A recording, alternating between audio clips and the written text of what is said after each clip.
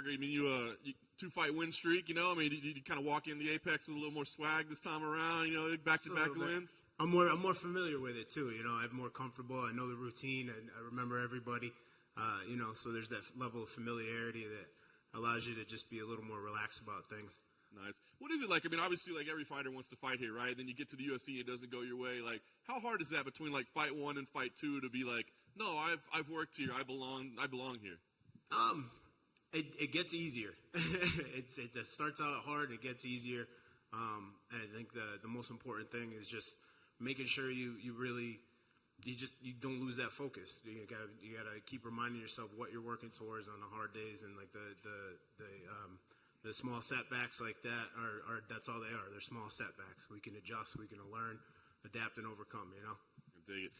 This past year, just one fight, but obviously it did go your way. So, what's that year to you? Is that a successful year? Is that a tough year? I mean, what was it like for you? Both successful and tough. Successful in the sense that, you know, I did have a win in the one fight that I had. Tough in the sense that I only fought one time. I would like to have fought a little more frequently and more actively. You know, the original fight with Chase was scheduled for April, and I ended up catching COVID, which had to reschedule it, and then everything was so booked up that they couldn't get us in until August. And then, you know, after the fight with Chase, I was pretty banged up and needed like 2 or 3 weeks just to get good enough to be back in the gym training. And by the time I was like, yeah, I'm ready to go, they were like, well, everything's booked until February. So I was like, all right, see you then. You get the matchup with Alan. I'm curious what you make of him, right? Because I'm still trying to figure him out. Like, he has like moments where he looks incredible, yep, but then he doesn't necessarily always get the results. So, like, what do you see when you see him on tape? No, I think I agree with you. There's you know, there's moments of like, it almost seems like pure clarity for him, where he looks amazing, and looks like a very, very complete and put together fighter. And then there's other moments where it's like, oh crap, everything just kind of fell apart on him. So you know, it's a little bit hard to read on him. But just like anybody, I'm not underestimating him. You know, he comes from a good camp. He's got some good striking, kickboxing under his belt. You know, I'm expecting it. He's a little bit smaller for heavyweight, so I'm expecting him to be quick and elusive. And we've been working towards making sure that we can negate that as much as possible. Working the footwork, the head movement, when to press forward, when to back up, when to shoot, when not to shoot, stuff like that. So. Nice. When you see this one playing out, I mean, do you feel like I got to get ready for another 15-minute battle, or do you feel like, hey, no, I think this is one where we can get out of there kind of early? I'm always ready for a 15-minute war. You know, like that's the standard. You know, you got to be ready for it to always go the distance, you know, performance-wise.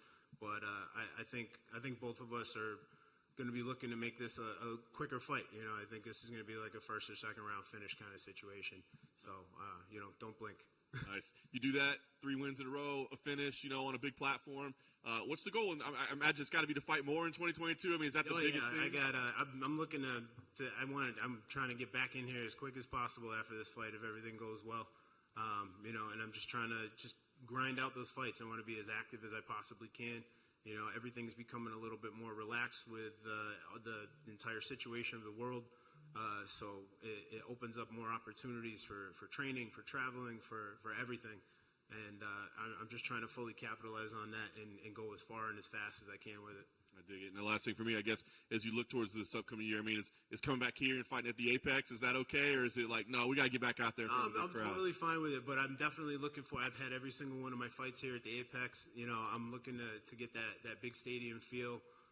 Get in front of a crowd and hear the roar of the fans again, even whether they're booing me or cheering me. I feed off of that. You know, I fought at Mohegan Sun a couple of times back home, and they've got a good sized arena. It's nothing compared to some of the ones out here in Vegas that you guys fill up.